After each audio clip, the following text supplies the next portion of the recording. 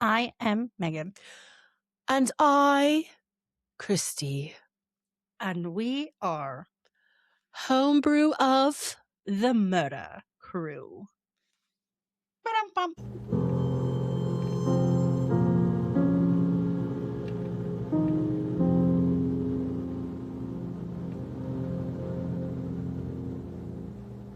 Bow. Welcome, children.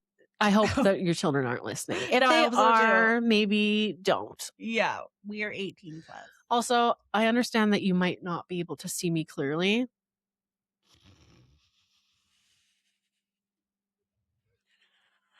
If you're not watching on YouTube, it's because I'm wearing camo. Oh.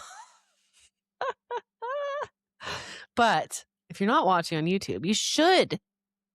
We're at Homebrew Murder Crew at home at what? Homebrew Murder Crew at Homebrew Murder Crew. We're at Homebrew Murder Crew on the YouTubes. Homebrew Anyways, Murder Crew. Yeah, that's there's that. Hi.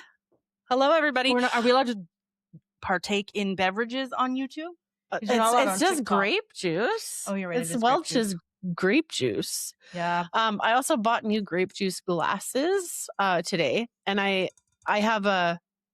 habitually break mine in the weirdest ways, but I was like, well, these ones, so I don't buy stemmed ones for a very specific reason, but these ones are kind of ribbed for your pleasure, and I just thought that it gave a better grip.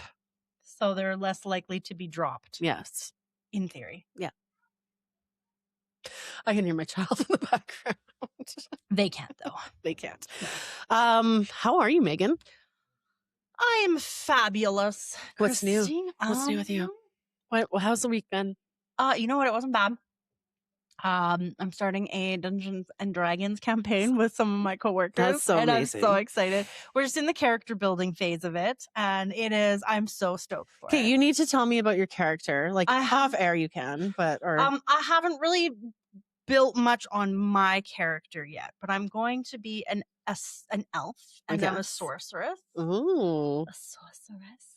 But I'm trying to build my backstory, and you'd think with all the like fantasy books I read that I would be a little bit better at like coming up with a backstory. But it's crazy because like I had this backstory in my head, and then one of my coworkers came to me and was like, I would tell you about my backstory. And it was like a lot like the one that I was trying to build. So I was like, shit. So then I thought of another one, and I went to my other coworker and she told me hers, and I was like, oh my God, mine was so similar. So what I'm hearing is you need something like super eccentric, like super out there that is going to be jaw dropping, and people are going to ask what the fuck is wrong with you. Exactly. Because I'm learning very quickly that the two of the coworkers that are not our dungeon master, but the two of the coworkers that are going to be players, were so similar, and it's so weird because we couldn't be more different if we tried. Yeah. But like in a fantasy world, you're the same. That's so crazy. We all went dark. Yeah. And I was like, you're joking. Yeah. We're all like evil. We're all dark. Are you a woman? Is your character a woman? Mine is a woman. Okay. Yeah. But maybe I will make it a man. But like we all have these like haunted backstories, and I'm like, shit. You need to, anyways, we'll talk off air about that. But like, I am so jealous of you. I'm so interested in Dungeons and Dragons. Like, I've never played. I don't know nothing about it. I don't know. I understand what a dungeon master is and their role, but I don't understand how you decide who's a dungeon master. Are they always a dungeon master? Well, he's our dungeon. No, it'll be him because he knows how to do it. Like does he get to play in the game as well? Or is he like builds the game? So he brings out all the enemies. Narrator. Yes, he's basically like the narrator, and he like builds the story, and then you can kind of ask him like, "Oh, can I do this?" Or "My character did this and that." Is that? And then do you have to say yay or nay? Or do you have to say, "Master, may I"? Because that would no, be sexy. I don't know actually, because we've only so far done a battle royale with him as an entire my entire like office team did Oh it. my God. And that's where we were like, so he's, gonna lay down all the rules and stuff when we actually start to play the story. But like he showed us, like he sent us some pictures. He like did some like wax seal letters and stuff for us. Oh, I'm And obsessed. like he said he's got these little like trinket boxes for us that I don't have a photo this of. is so fun. But like I am so freaking excited. Let me see. I'll show you the letters. He's just like, I'm so ready. Like we're all into it. How long has he played for? Oh God, he's played for Oh my God. years. Oh my God. Are those wolves? Those are wolves. So could be a hint of the storyline. I don't know. I am okay. We need to invent a game that's akin to Dungeons and Dragons, but it's more on the romantasy novel thing. Oh so my it's God, like right? instead of like all these monsters and stuff, maybe you run into like a fae that fucks you. Yeah. Well, that's the thing is that kind of stuff can happen. Oh. We had to sign a waiver and we had to like he gave us a list of like scenarios that like to gauge our comfort level. Yeah. And like the stuff is in there. Like I just was like, I'm totally fine. Like nothing offends me. Like I have a true crime podcast, so I like checked everything off without reading it. And then Ashley was like, the only thing that I think that I would like have a problem with is pedophilia. Ooh, and I was like, that's on there? She's like, yeah. And I was like, I need to get my list back. You looking real bad right about now. But I was like, you know what? I was like, I couldn't imagine Daryl, our dungeon master, putting anything like that in it. It's just a generic checklist. But I was like, dude, I was like, you guys like do not underestimate my morbidness. Yes. Like, yeah. And my level of like what do you call it? Desensitization to things. Yeah. I was like, I talk about some of the most horrendous things on my podcast. So are you guys playing at work or? That's the thing is that our boss allowed us to use the office. So we can stay, like, we can go in on the weekends. Like we all have codes and stuff and we can use the boardroom in the office. Cause he had a group that he did it with for a while, like that he was running a campaign with, but something happened and they were doing it at their house. So he kind of lost his like people. So we were like, we'd be so into it. Is it exclusive to work people? No. Oh. You just have to be able to get there and then make in person. Well, also if anybody in the Okotoks area, Foothills area is I would be interested, man. Yeah. Like I would be down. I would be too. I'd be here. Yeah. I live close enough to Okotoks that I could be here for that. I'm so excited for it. Like I'm kind of stumped on my character building because now that like we're all so similar, I kind of am waiting for the other two to finalize theirs so I can make sure that I can change mine. Do people keep their characters the same for each game or do you change characters every game? You can change every game. Okay. Yeah. So there's actually an app. I'll show you later. Okay. But there's an app and you can build your character in the app. And I have a character from when I used to play with my sister that I like totally forgot about, but I put it in the app. Can you tell us her name? My new character or my old one? Both. My old one was Drusilla. And my new one is... Oh, shoot. What did I name her? Give me 1 second. I gotta log into my D&D Beyond account. Oh my God. I'm so jealous. My D&D Beyond account. I can't remember it because I can't remember what it was. Am I logged in? Oh, I just signed down. So I went to the Comic Expo this weekend and they did have this like I was looking to see if there's anybody that we'd want photo ops with or anything like that, but and there really wasn't. I did see this like learn how to play Dungeons and Dragons thing or whatever. So you should totally go to Comic Expo next year. I know. I really wanted to go this year, but I just couldn't make it. Yeah. And but it was all sold out and I did think of you with that, but I also was like I would go to that just to learn like how to play, but it was sold out by the time I looked at it on the old app. I'm sorry. But, yeah. Wait, where are my characters? And I logged in. But the first booth we went to, it's like this booth with like these figurines, these statue type, die cast type things or whatever. And there's these older things like cars and stuff like that. like collectible cars and things like that. Not like superheroes necessarily, but they're in some way or shape or form they're damaged, or like even if it's just minor, but they're deeply discounted for like $5 or $10. So we go there and we take a look, and the guy at the booth, he's like starts talking to M and all this stuff, and he's like, if with your parents' permission, you look at any of those cars there, he's like, you pick one and it's yours. Aww. And so he picked the biggest car there, and it was a Ferrari, a black Ferrari, and it's dusty as hell and everything. But he likes Ferraris because he watches YouTube, and he watches Unspeakable on YouTube. Okay. And so he loves Unspeakable, and Unspeakable drives his black Ferrari. And so he picked that, which was great. And then when I got my friend's mystery box, $80, it's like if you buy 2 mystery boxes, you get this small mystery box for free. And I was like, well, I like Nolan wasn't too interested in any of the mystery boxes, and they did have an Invader Zim one, which I was like, oh, which one should I get? So, but I went with a friend's one because there was only 2 left of the friends of this wall of mystery boxes. So I bought the friends one, and then M wanted to buy the small mystery box that you would normally get for free if you bought 2 of the regular large size ones. And he's like, and this one? And I was like, yeah, we'll just whatever. Otherwise it's $10, right? And he's like, he can just have it for free. So M got 2 free things there, and yeah, it was great. Awesome. We did some like Ghostbusters photo ops and stuff like that for a donation to the Children's Hospital. Excuse me. And all he got in his little mystery box was a lanyard, a Men in Black lanyard. Oh no. Yeah. Oh, that's it. That's so disappointing. So thank God it was free. Ooh, those Anyways, mystery boxes. did you find her name? Nytheris. Ooh, I like that. And she is an elf sorceress. It feels like Nephilim. And I'm going to see if I can. Oh my God, why am I in here? I want to see if I can find her backstory. See, that's my campaign. These are all my abilities. Oh, they're all here. Oh, wow. Ashley's character is in there now. I guess they probably went and played. They played without me, but okay. Sorry.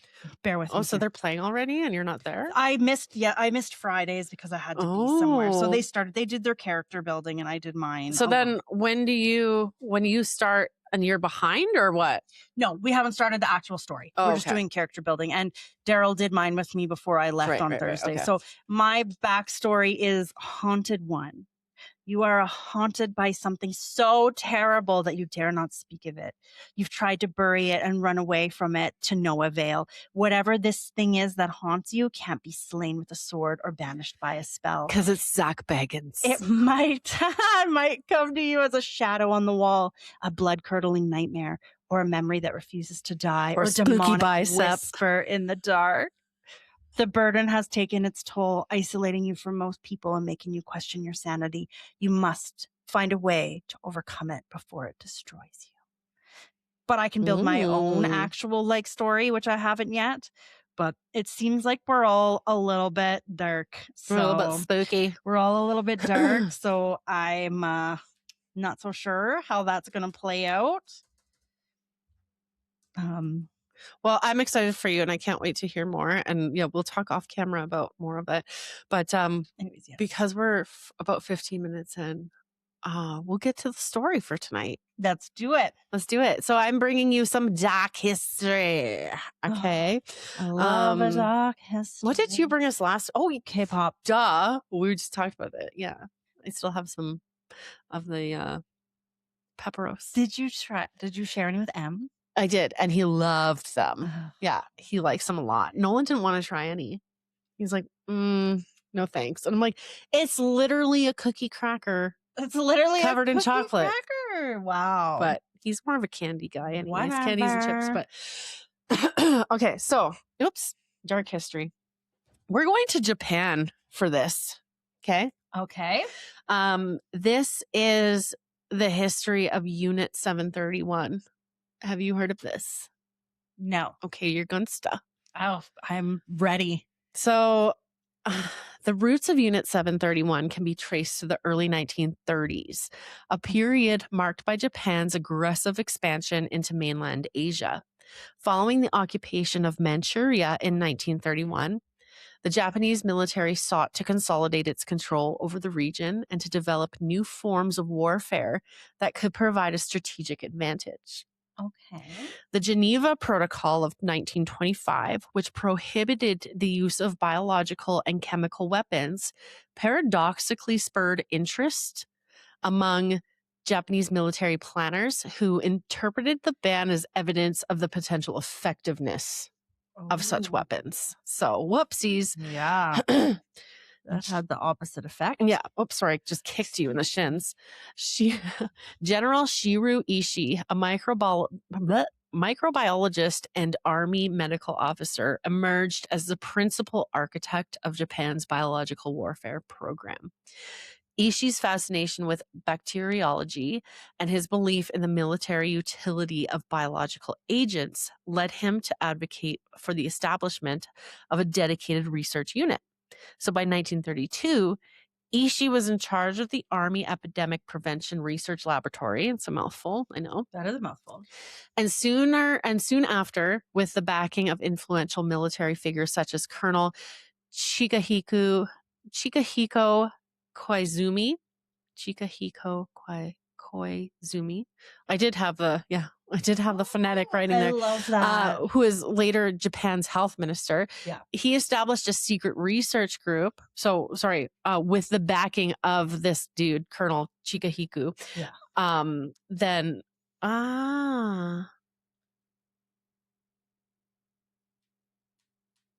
Excuse me, sir. Sorry, I touched a button and it all went rogue. Oh, I hate that. So, okay. So Shirō Ishii, with the backing of Colonel Chikahiko, established a secret research group known as Unit Togo, which is my dog's name. Oh, that's awesome. I was just thinking No, it's not awesome. Not awesome. Sorry, It's not awesome. I don't like this. But Togo has a different meaning in my heart. Yeah. As Unit Togo in Bayanha near Harbin. Unit Togo, and Togo means metropolitan protection in Japanese. Okay. And their initial operations were compromised by a prison break and subsequent local awareness, prompting Ishii to seek greater resources and security. So they were found out very quickly, and he scrambled to hide this all. And you'll find out why. Legal, I'm a guess. It's dastardly is what it is. Absolutely not. That's right.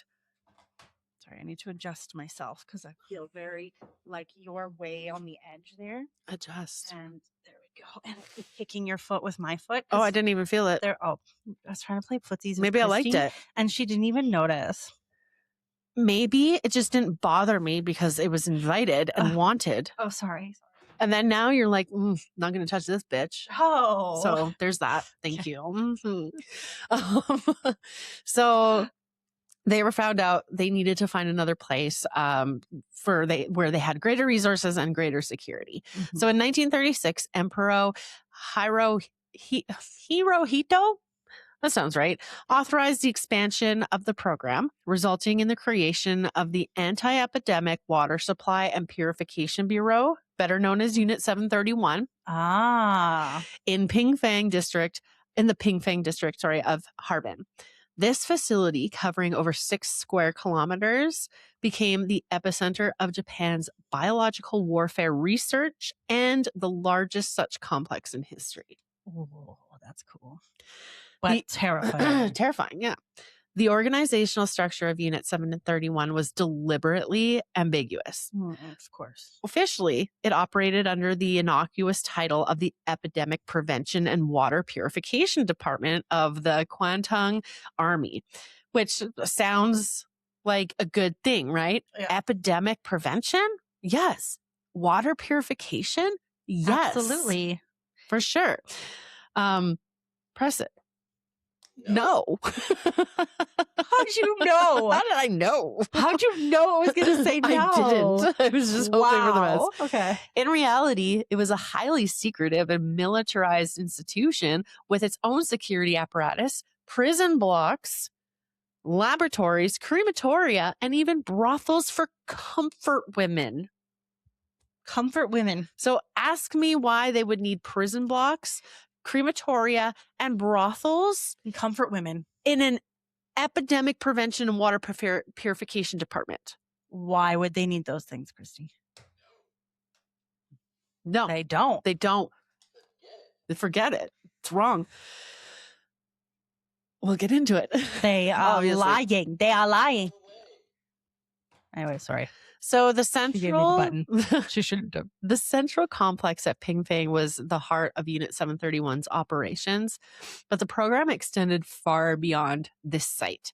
At its peak, Unit 731 employed over 3,000 staff and maintained over 150 buildings, including research laboratories, detention centers, animal breeding facilities, What now? and incinerators. Wwhy? I can only think of one reason. Oh, for it that. gets so much worse, honey. Oh, so much worse. The facility could detain up to 600 prisoners at a time. Why? You're purifying water. Why do you have prisoners? Okay. Ask the hard questions with a constant influx of new subjects. What do you need subjects for? Yeah. Right. Are they doing human testing? Testing on humans? Yep. Like experiments, sorry? Human experiments? Yep. No Yep. way. That's fucked. Yep.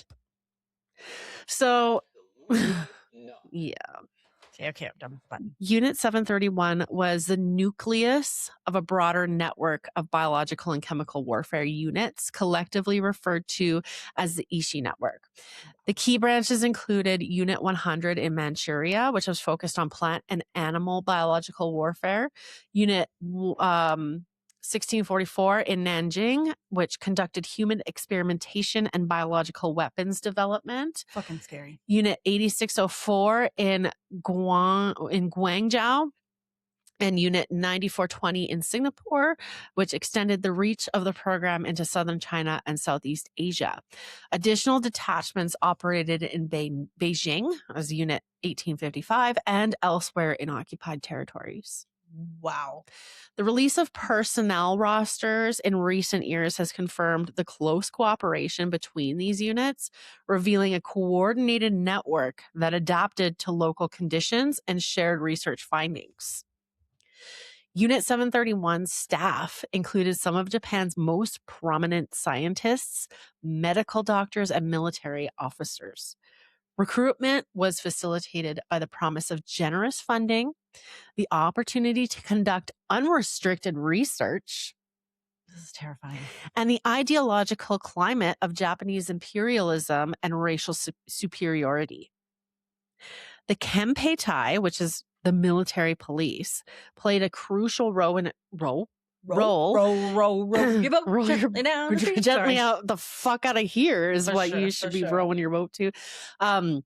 They played a crucial role in acquiring prisoners for experimentation, often through arbitrary arrests, sweeps of local populations, and the targeting of political dissidents, criminals, and prisoners of war. Sounds a little bit like Brothers Home, where they were just like going through and picking up homeless, Sorry, non-homeless not descendants, people. dissidents. Sorry, Dissidents. dissidents, decedents, decedents, Decedents. something like that. Yeah, if you're not with the politics, if you're Yeah. like going against them, essentially, Oh, right. right? You're turned down for Gotcha. what? Turned down. I don't believe. Turn down for Yeah. what? Turned down for what? Anyways, okay. We are normal. that felt good on my back. We are normal people. I'm like so slouchy. I'm trying to like not be so slouchy, but I can't help it. Sorry, guys. General Shirō Ishii was born in 1892 and lived until 1959. Was the driving force behind Unit 731. He was born into a prominent family and he was known for his intelligence, ambition, and eccentricity. After graduating from Kyoto Imperial University with a medical degree and later a doctorate in microbiology, he quickly rose through the ranks of the Imperial Japanese Army. Ishii's advocacy for biological weapons, coupled with his connections to influential military leaders, secured him the resources and authority to build Unit 731 into a vast research enterprise. Ishii's leadership style was marked by a combination of scientific curiosity, ruthless pragmatism, and a willingness to subordinate ethical considerations to military objectives. That's so, terrifying. yeah, essentially, ethics is below objectives. Yeah. Here. He was described by colleagues as both charismatic and abrasive, and he cultivated a culture of secrecy and loyalty within the unit. Wow. Ishii's obsession with the potential of biological warfare led to the development of innovative and deadly delivery systems. Don't read it. I didn't read it. Don't read it. Such as... I'm scared. Oh my God. I'm scared. Plague-infested flea bombs. Oh my God. Fleas carried the plague a lot. Like that was a carrier and a transmitter of the plague. So he wanted to create bomb plague infested fleas that are infested with the plague in a bomb. Terrifying. That is interesting. And porcelain bacterial bombs. And we'll get into a little bit more of that sort of thing and what that, it's fucked. That it's so terrifying. Fucked. So, okay. Other senior personnel included Masaji Kitano. He succeeded Ishii as commander in 1942. He later became president of Green Cross, a major pharmaceutical company. Ryo Ishii Naito, founder of Green Cross and a key figure in the scientific operations of Unit 731. Oh my God. So they're in cahoots. Chikahiko Koizumi, we mentioned him earlier, early supporter of Ishii and later health minister of Japan. He won plague-infested flea bombs, friends, okay? Health minister of Japan. Oh, that's after all is said and done. After the war, he moves on. Plague-infested flea bombs. That gave me the chills. Heebie-jeebies. Jeebie-heebies. Whichever way you swing it. Yoshimura Hisato conducted frostbite experiments. I don't even want to know. Okawa Fukamatsu, Ken Yuasa, Yoshio Shinizuku, Yasuji Kaneko. So 1, 2, 3, 4 of them. They were medical staff and youth corps members who later provided testimony about the unit's activities. Wow. Because of the victims involved in Unit 731, there are no survivors. Oh my Lord. And we'll find out why. I'm scared. If it's not already obvious, certain things are obvious, but some are not. So the 2018 release of a list of 3,607 Unit 731 personnel has enabled further research into the backgrounds and post-war careers of those involved. Ooh. Unit 731 conducted a staggering array of experiments on human subjects, most of whom were Chinese civilians, but also included Russians, Koreans, Mongolians, and a small number of Allied prisoners of war. Holy fuck. The experiments were designed to advance Japan's biological and chemical warfare capabilities, but also reflected a culture of scientific sadism and dehumanization. So let's talk about some of the categories of what the fuck was going on here. Oh God. But first, I'm taking a sip. Okay. This is terrifying. Yeah, it's terrible. And there's more to this, and there's more. It's infuriating that scared. It's really only since 2018 that we've learned about a lot of this. Oh my God, that's terrifying. Because, and again, we'll get into it a little later here. I'm scared. Okay, so some of the major categories of experimentation here included vivisection. So prisoners were dissected alive, often without anesthesia, to observe the effects of diseases and injuries on living tissue. Organs were removed for study, and limbs were amputated and sometimes reattached to different parts of the body. I heard about this. While they were still alive. Yeah. Pathogen infection. Subjects were deliberately infected with deadly diseases such as the plague, anthrax, cholera, typhoid, smallpox, syphilis, and gonorrhea. The progression of the disease was monitored, and victims were often killed for autopsy at various stages of infection. Fucking wild. Mm-hmm. How is that allowed? It's this is making my stomach go. Yeah. Frostbite and hypothermia. Experiments involved exposing prisoners to extreme cold, freezing limbs, and then attempting various methods of thawing to study tissue necrosis and potential treatments for frostbite. Holy fuck. Weapons testing. Prisoners were used as targets for grenades, flamethrowers, pathogen-releasing bombs, flea-infested bombs, plague-infested flea bombs. Plague-infested, thank you. The effects of shrapnel, burns, and toxins were meticulously recorded in these testings. This is fucking wild. Yeah.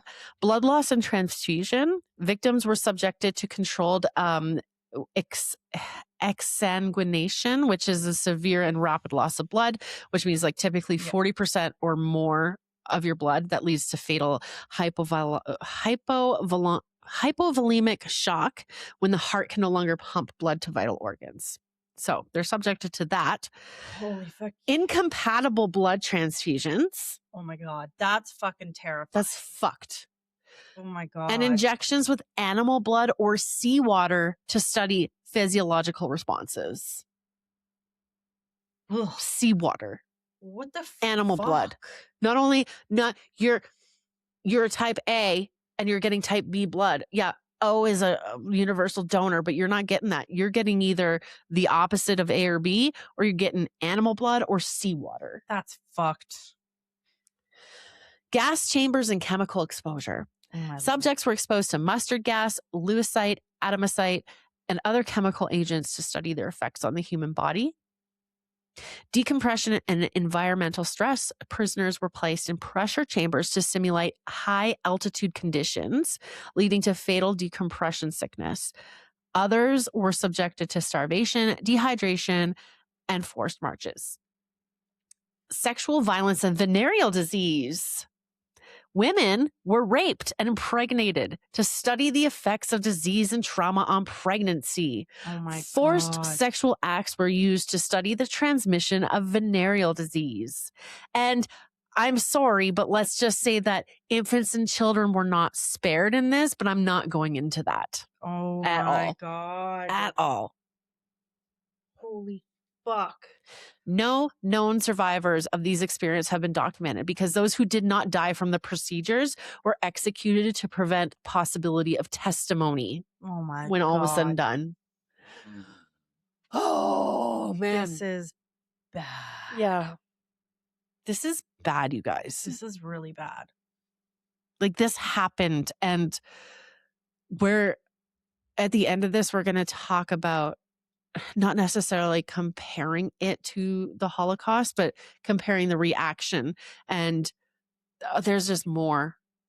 And you'll be surprised, but also not surprised, which is like I was the going to saddest say it, part. but I wasn't going to say it, that like the Yeah. Holocaust happened. It wasn't like this, but we've never forgotten it. They still did human experiments and stuff like that, allegedly. Yes, allegedly, but there was survivors that could speak to it, Yes. and it was not Yeah. to this capacity. Yeah. So the scientific Allegedly. the scientific rigor of Unit 731's experiments have been the subject of considerable debate.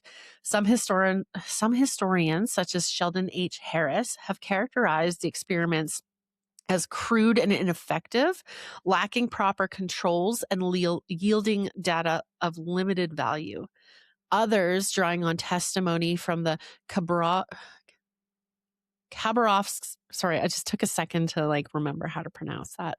Khabarovsk war crimes trials and subsequent analysis argue that certain experiments, particularly those involving frostbite, mustard gas, and tuberculosis, were conducted with methodical rigor, including the use of control groups and repeated trials on human beings who are not consenting. Yeah. Let's just remember that. Mhm. Okay? Prisoners of No, POWs, I best keep civilians, you know. my opinions to myself. That's fine. The unit's approach to experimentation was influenced by a combination of scientific ambition, military necessity, and a profound disregard for human rights. Military necessity? Mm-hmm. Okay, I know. This is tough.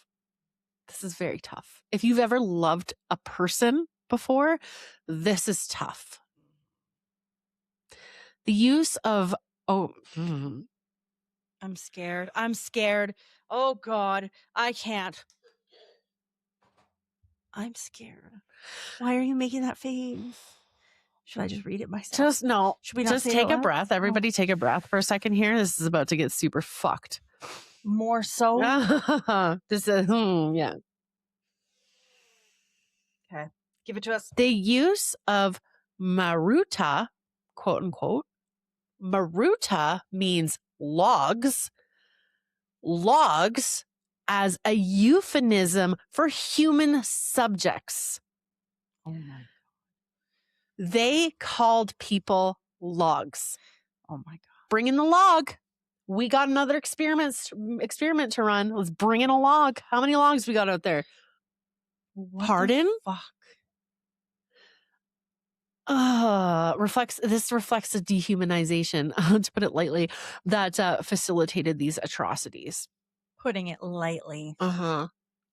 Researchers published some results in peer-reviewed journals, disguising their use of human subjects by referring to them as quote Manchurian monkeys end quote or quote long-tailed monkeys end quote. Holy fuck! The fact that like people are trying to justify this in Giving them trials, nicknames, like this is I can't. Oh my This God. one is tough. Yeah, this one is tough, but it Yeah. you know, it's a story that needs to be told at the I've same never time. heard of this. Yeah, I know. I hadn't either. Until I did. And I was shocked and appalled. The scary thing is that like this is probably not the only No, case, and there's probably other ones we don't even know about. Exactly. And I'm going to get into it a little bit later near the end. And I never used to believe in conspiracies. I never used to. And then I started to. And then I started to. And I'm talking like in my 20s, 30s. I was just so like, life is fine. Life sucks. Life is good. Life sucks. I'm getting drunk. I'm doing this. I'm doing that. Nothing matters. But, 30 years old, I started to question everything. Yeah, you should question and everything. I will absolutely constantly push M to do the same thing. Question everything. Yeah, because there's so many, and I'm going to get into it. There's so much that is hidden from textbooks in school, my friends. You know what? Here's the thing: is that the history is always written by the victor. Yes, whether the victor is good or bad, they're the ones that write the history. And this is what I wanted to say is like, because look at Canadian history, for example, in school, you were taught a few things, like, because we talked about this before in an episode that you did, but like, in Western, like in Alberta, we weren't taught about what happened with the Indigenous people or how they were there first. We were never taught about that stuff. If we were, it was in passing, and nothing that they said was ever something that would stick with you, right? Just maybe to say that we said it, but it was never in textbooks. Like the government writes textbooks, so, anyways, I digress. This is disgusting, that referring to people as logs, as Manchurian monkeys, as long-tailed monkeys. That's disgusting. Just to make that separation and to dehumanize, to make it seem like it's okay. This reminds me of, I don't know if I should mention it, quite recently, one of the conspiracy theories that's currently going around involving the files of Epstein is that like the use of pizza. Yeah. Question everything, trust no one. Everything and trust no one. And your job's made up and we live on a rock. Anyways, so despite the scale of research, much of the data was destroyed at the end of the war. Shocking. And what remains is often incomplete. The value of the surviving data remains controversial, particularly in light of the ethical violations inherent. The history of this is clearly going to be written by the people that were conducting these experiments or privy to it, because you said there was no survivors. Yeah. So just remember that, even like this is probably so much worse than even what we know. All we have is a testimony of those 4 individuals who were witnesses to this. So not necessarily experimented on, but felt compelled to come forward and they testify. Might have downplayed They it. may have, for sure. Yeah. History is always written by the victor. Unit 731's primary mission was the development of biological weapons for use against enemy populations and military forces. The unit achieved large-scale production of pathogens, including Yersinia pestis, also known as the plague, cultivated in massive quantities, with production estimates over 300 kilograms per month. Do you remember after COVID when the plague made its round again? No. I remember, like, that's the weird thing is that all these, like, sorry, this is totally. No, it's not, because I actually, I had a point to make about COVID here because I'm getting there. Okay. As after, like all of these, like, eradicated diseases from back in the history kind of started making its way around. I was thinking, what is it right now? Flu. Measles, the plague. There was a couple cases of the fucking plague recently, like within the last, like, when did COVID have, like 10 years? Yeah. Well, 6 years. Within the last, like, 7 years. Yeah. Like, fucking crazy. Yeah. But, like, it just, like, most of this is conspiracy, the one that I may or may not believe, but allegedly all of, like, most of these diseases are man-made. So yeah, I know. Christy's a bit of a pyro. She just tried to light herself on fire. No, I had to burn the tails of my Band-Aid off. That's bothering me. But no, I think I get into it, or if not, then I do have a point to make about COVID and, like, hunty. Okay, so the plague. And then there's bacillus, anthracus, or anthrax. Bacillus. Well, there's no I there before the bacillus, anthracis. Bacillus. Anyways, anthrax.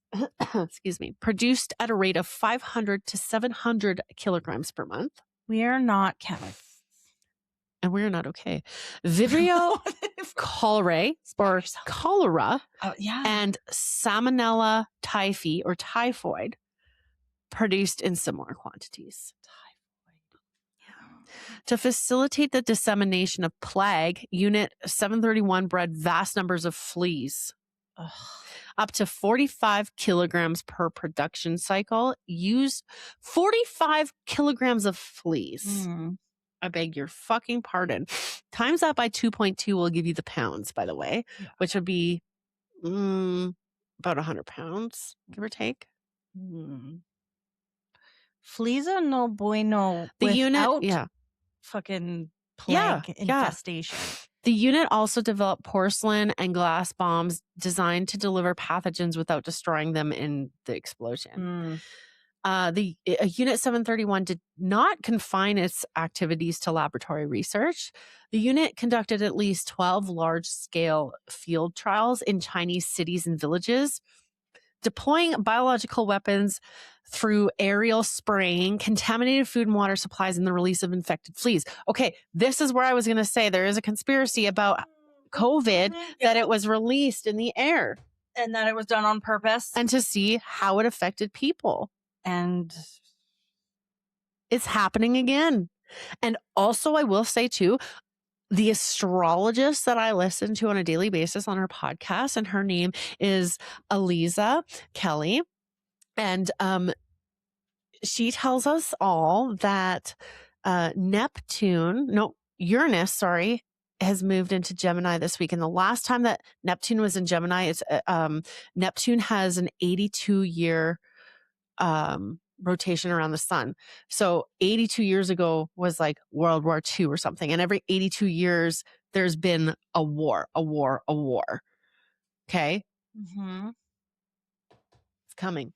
Something big's coming. You know what? I just want to one of the newest conspiracy, I don't really know, that I've been seeing a lot online is that farmers are talking about how there's boxes of ticks being dropped into their fields. I wouldn't doubt it because what if we they're never plague infested. Yes, but we never had ticks before, or we never had disease carrying ticks in Alberta before. They were always in BC, but okay, how did they get to Alberta? Well, they can hitch a ride on a bird, they can hitch a ride on a deer, they can. And remember, you guys, I came from veterinary medicine, so I'm preaching what I was taught. Yes, but also that's an easy way to go, because if your cows are in the field, if your horse is in the field and they're getting ticks on them, ticks don't discriminate, man. Yeah.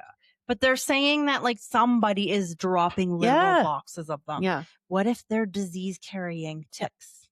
Yeah. And it's happening with Lyme disease all over the world. Because ticks carry Lyme disease notoriously. True. Yeah. So that's the next one. And big pharma, I think it's Pfizer, I shouldn't name drop. You did. I think they just just developed a new what do you call Vaccine? it? Vaccine against Lyme disease. That's a conspiracy theory that I have not done enough research into to speak on, but that's what people are saying. That's what people are saying online. Tell us your favorite and or most recent conspiracy theories. The moon landing. Emailing us at homebrewmurdercrew@gmail.com. Yes, please. Okay. Mine's not actually the moon landing. I'll show you. Notable attacks. Yeah. Again, so the unit conducted at least 12 large-scale field trials in Chinese cities and villages, deploying biological weapons through aerial spraying, contaminated food and water supplies, and the release of infected fleas. Do you think it's safe to be talking about this, Kristen? Well, it's all just declassified now. So, this part is anyways. So what I'm talking about is declassified. So notable attacks include Ningbo in 1940, plague-infected fleas mixed with grains were dropped from aircraft, resulting in a month-long epidemic and at least 99 deaths. Changde in 1941, similar methods were used to disrupt Chinese military communications, causing a severe epidemic. Nanjing in 1942, contaminated bread rolls and water sources were used to spread typhoid and paratyphoid among prisoners of war and civilians. And in 2019, unknown way of infecting COVID-19, causing a pandemic globally. Sorry, I'm just kidding. That's not true. She didn't write that in her story. I just made that up. Continue. I'm making her so uncomfortable now. You're not making me uncomfortable. I'm scared that I'm going to die on my way home tonight. Oh, Megan died in a horrific car accident. Okay, but also I seen this reel on Facebook today about all these scientists in the span of 4 years that have gone missing or suicide and stuff like that. Allegedly, one of the scientists involved in the creation of COVID-19 also died. Just saying. Oh my God. Just saying. Okay. Estimates of the total number of victims vary widely, but it is generally accepted that between 200,000 and 300,000 people died as a result of Japan's biological warfare program, and some estimates reaching as high as 500,000 when indirect effects are considered. Okay. And then I'm going to say this later because I do have a comment to make, and I know that there are people who were affected, and I'm not saying that people were not affected by COVID-19. I'm not ever saying that it was all in anybody's head. I'm not saying that you should have never gotten vaccinated or you should have or you whatever. All that aside, because I'm never going to get into a vaccination debate, but I want you to take this episode and I want you to realize that this has been happening since the 40s. Okay. Mhm. This has been happening since the 40s and we are much more advanced now. Okay. So just remember that. Mhm. I'm scared. In addition to biological agents, Unit 731 and its affiliated units developed and tested chemical weapons, including mustard gas, lewisite, and atomicite. As we said before, prisoners were exposed to these agents in gas chambers and on the battlefield, with the effects meticulously recorded for military analysis. Mhm. Prisoners were acquired through a variety of means, including arbitrary arrests, sweeps. I just want to make sure I'm not. Okay, yeah. I just thought I scrolled up here for a second. Sweeps of local populations and the targeting of political dissidents, criminals, and prisoners of war. The Kempitai, sorry, I forget how to pronounce it, but the police, the Japanese police, they played a central role in supplying the unit with a steady stream of maruta, also known as logs. Prisoners were generally well fed. Great. And kept in good health prior to experimentation. Because they want to know what it's like if these types of things happen to a healthy person, because those are their actual targets. Just saying. To ensure the validity of the results. Yes, Megan, you said it correctly. We are the real victims. The majority of victims were Chinese civilians, but the unit Targets, not victims. We're not the real victims. Sorry, I take that back. We're the real targets. The majority of the victims were Chinese civilians, but the unit also experimented on Russians, Koreans, Mongolians, and a small number of Allied POWs. Women, children, and infants were not spared. Pregnant women were subjected to particularly cruel experiments. I think you already said this part. I did. It's kind of a summary. Oh, sorry. My apologies. Estimates of the number of people killed inside Pingfang facility itself range from 3,000 to 14,000 with no documented survivors. And the broader death toll, again, estimated 200,000 to 300,000 with some sources suggesting even higher figures. It probably could be because they probably don't have actually every single victim documented. Yeah. As Japan's defeat became imminent in August of 1945, Unit 731 undertook a systematic campaign to destroy evidence of its crimes, including the remaining victims. Facilities were dynamited, records were burned, and all remaining prisoners were executed. Oh my God. Yep. Personnel were instructed to maintain strict secrecy, and many adopted cover stories to conceal their involvement. Some even faked their own deaths to avoid prosecution. The existence of Unit 731 remained largely hidden in the immediate aftermath of the war. However, as Soviet forces advanced into Manchuria, they uncovered the ruins of the Pingfang complex and began to gather evidence.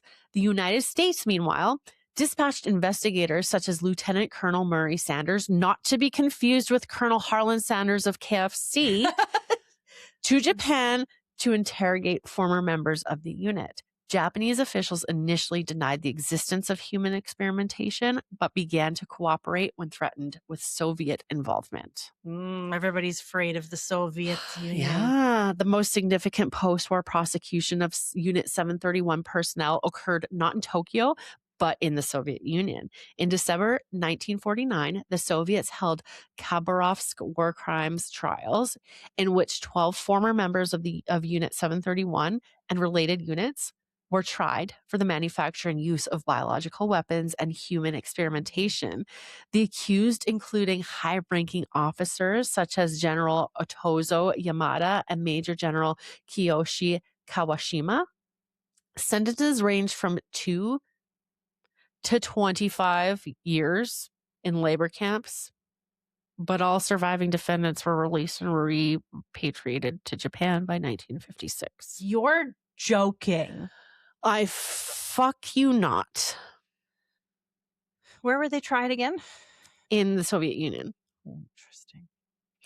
The trials established beyond reasonable doubt the existence of Japan's biological warfare program and the commission of atrocities. However, the proceedings were dismissed in the West as communist propaganda and received little attention outside the socialist bloc for decades.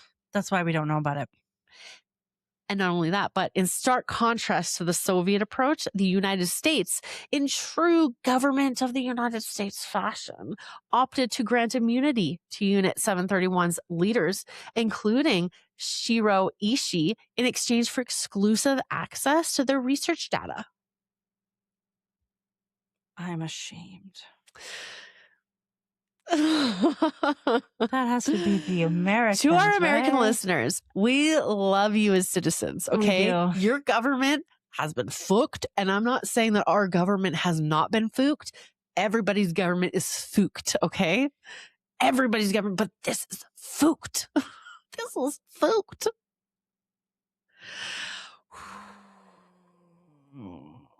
This decision, approved by General Douglas MacArthur and the Truman administration, was motivated by Cold War considerations and the perceived value of the data for America's own biological warfare program. Okay, there it is. For America's own biological warfare program. Okay, COVID-19. Hello? Remember when they claimed that Donald Trump was keeping Mexicans in the Mexican people in like those camps? Yeah. What if they were doing experiments? Yeah. That was all around COVID. I'm just kidding. I'm just kidding. saying, I just made that up. Question everything. Trust no one. Trust no one except nothing. Okay. I'm scared. Yep, we're not okay. We are not okay. The immunity deal was kept secret for decades, and the crimes of Unit 731 were largely omitted from the Tokyo War Crimes Tribunal and subsequent historical narratives in the West. Declassified documents have since revealed, the extent of the U.S. cover-up, including classified memoranda, intelligence reports, and the suppression of evidence that might have implicated Japanese officials in war crimes. Many members of Unit 731 reintegrated into post-war Japanese society, assuming prominent positions in academia, medicine, government, and industry. Masaji Kitano, for example, became president of Green Cross, a major pharmaceutical company. The Japanese government, for decades, downplayed or denied the existence of Unit 731's crimes, and references to the unit were often omitted or censored in school textbooks. Question everything. Only in recent years has there been greater acknowledgement though public debate and legal redress remain limited. Question everything, and just remember that your kids don't learn everything in school, so teach them on your own time. Okay. In 2002, the Tokyo District Court issued a landmark ruling acknowledging that Unit 731 had conducted biological warfare in China and that the Japanese state bore responsibility for related deaths. However, the court rejected compensation claims by victims, citing prior international treaties and the lack of legal obligation for individual redress. The ruling was hailed as a breakthrough in historical acknowledgement, but left many survivors and their families without justice or reparations. Holy fuck. The activities of Unit 731 represent a profound violation of medical ethics, human rights, and international law.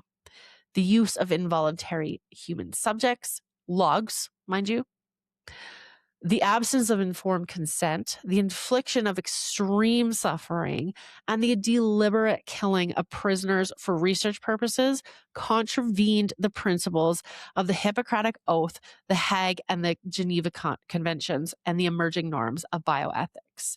The Nuremberg Code, established in response to Nazi medical crimes, explicitly forbids the use of data obtained through unethical experimentation. The Nazi crimes existed in World War I, and then these crimes existed in World War II. Okay. Yet the U.S. and other allied powers chose to utilize the findings of Unit 731, setting a troubling precedent for the priority of scientific utility over moral law. Yeah, it's fucked. You're not feeling good about this, are you? No, I'm not feeling good about this. While the crimes of Nazi doctors in Auschwitz and other camps have been wildly publicized and prosecuted, the atrocities of Unit 731 remained shrouded in secrecy for decades. Historians have noted that racism and Cold War politics influenced the differential treatment of Japanese and German perpetrators, with the former often shielded from accountability in exchange for their scientific expertise. Unit 731's legacy has become a case study in the dangers of unregulated human experimentation and the ethical responsibilities of scientists. Like, do a sleep study. That's fine. But, like, get rid of the fucking plague fleas, please. Yeah. Plague fleas, please. Plague fleas, please. Sorry to say. The debate over the use of data obtained through the unethical means continues to this day, with some arguing for its utility in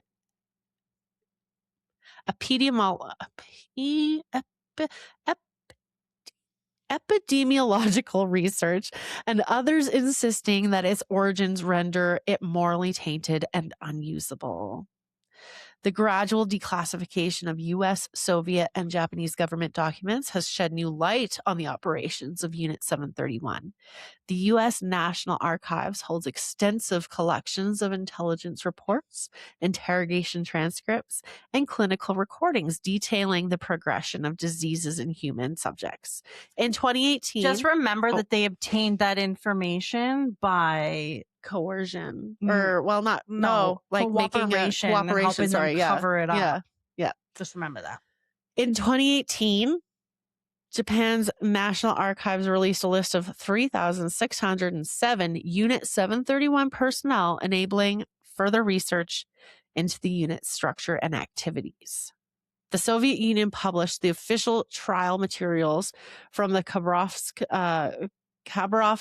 war crimes trials, providing detailed testimony and documentary evidence of the crimes committed. And although there are no known survivors of the experiments themselves that exist, testimony from former staff, which we talked about very early on in the episode, youth corps members and witnesses have been crucial in reconstructing the history of Unit 731. People such as Okawa Fukamatsu, Yoshio Shinozuka, Ken Yuasa, and Hideo Shimizu have provided first-hand accounts of vivisections, evidence destruction, and the dehumanization of prisoners. And a portion of the original, because they fucking dynamited this whole fucking unit, but there's a portion of the original unit, a 731 complex in Harbin, that has been preserved as a museum and a memorial. The exhibition hall of evidences of crime committed by Unit 731. Excuse me? A museum? Yeah. Like, this should just be fucking ash now, okay? Uh-huh. So there's a museum, yes. The exhibition hall of evidences of crime committed by Unit 731, that's the whole name of the hall, features original buildings, laboratory equipment, prison cells, and extensive documentation of the unit's activities. The museum serves as a site of education, reflection, and commemoration for the victims of Japan's biological warfare program. Or morbid curiosities. Which, let's be honest, that's what this podcast is. That's true. But morbid curiosity. Yeah.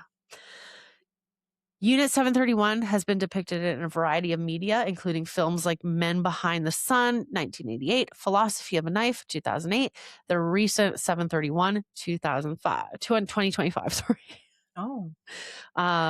So I did want to watch that one, but you have to pay for it. So I think you can rent it on Prime or something, but I will. I have Prime. Yeah, you have to rent it on Prime, though. Really? Yeah, because Prime's like, yeah, you pay for Prime? Cool. Here's a whole bunch of shit that you still have to pay to watch. Sometimes they come around and they do become free eventually. But So this has sparked renewed debate about historical memory and the representation of atrocity. Documentaries, literature, music, and television have also explored the legacy of Unit 731, though often with controversy regarding historical accuracy and the risk of sensationalism. I appreciate them wanting to remember the victims, but like, I haven't heard a single victim's name. No. Like, all they care about is the research. Well, and did you know about Like, this before I told you about this today? never. It's been heard of it. declassified for a few years. Like there's Never this heard of media it. stuff. The Japanese government and segments of society have historically downplayed or denied the crimes of Unit 731. Efforts to censor or omit references to the unit in textbooks have been challenged in court, with the Supreme Court of Japan ruling such censorship unconstitutional. Nonetheless, public knowledge of Unit 731 remains limited, and debates over historical responsibility continue to provoke tension within Japan and in its relations with neighboring countries as well. So the atrocities of Unit 731 also are often compared to those of Nazi doctors in Europe.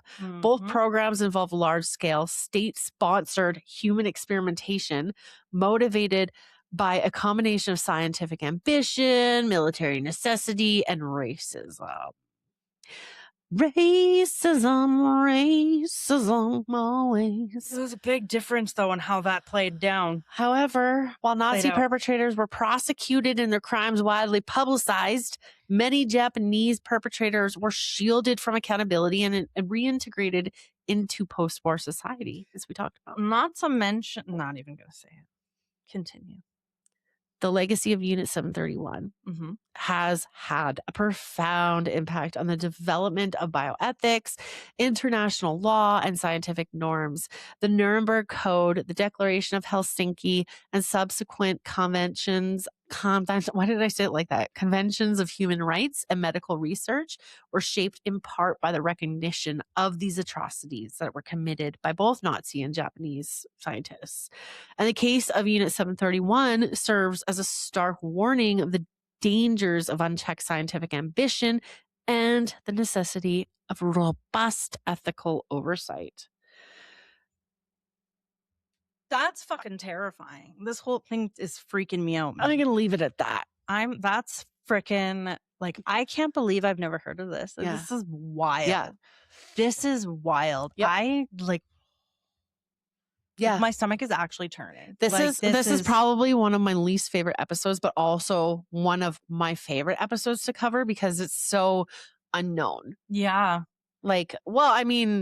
It's a lot to talk about. Like, there's a lot to unpack. Like, raise your hand if you've heard about this, but also crickets. This is where we need that, like, cricket soundboard. Yeah. I think we probably have a soundboard on here, but speaker can't play out. Blah, blah, blah. I don't know. I wish we did. I know, I do too. But media over here. Oh yeah, here we go. Oh my god! Let's try it. Crickets. Son of a bitch. Nope. We don't want a drum roll. We don't want to clap. We don't want a drum roll. Cheering transition. What's Whispers of a Dawn? Don't laugh, man.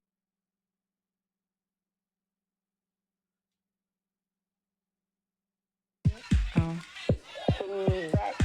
I hear nothing. I don't hear nothing. Stop it. Okay. Anyways, sorry, guys. We don't have a soundboard, but if we did, there'd be crickets playing right there because I don't know.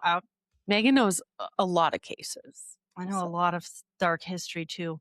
And this one I never heard of. Yeah.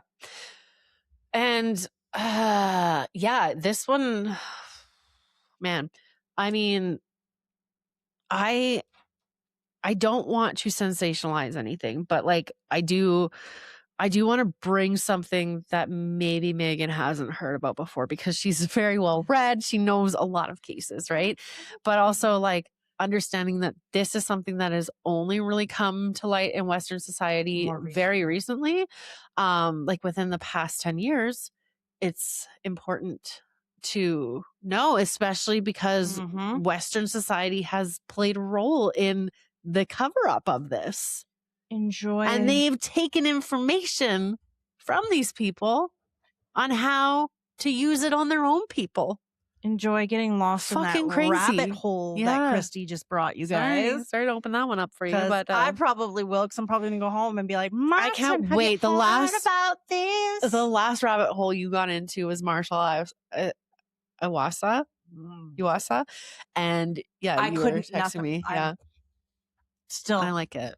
it's a mystery. But anyways, you can you know what? Actually, while you're just listening to us still, why don't you go ahead on whatever app you're listening on and go ahead and give us 5 stars or give us a rating, however it works on that app. But make sure it's a really positive one. It helps. I don't know Does. why, but it does help. Yeah. But you can also find us on our socials.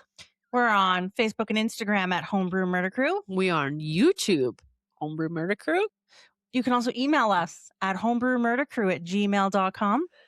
Yeah, send us, let us know what you thought about our episode and what do you want to hear? What are your conspiracy theories that you're obsessed with? Yes. And I love a conspiracy theory. yeah. But this one, no bueno. This one is a hard for me. For Megan, tell us about your fears, your crazy fears. For me, tell me about your mall world dreams and how that Yes. plays out. And we'll see you next week. Yeah, thank you for listening, and thank you, Christy, for that mind fuck of an episode. And I'm about to piss my pants. yeah, I'm terrified now. Thank you. You're welcome. Bye.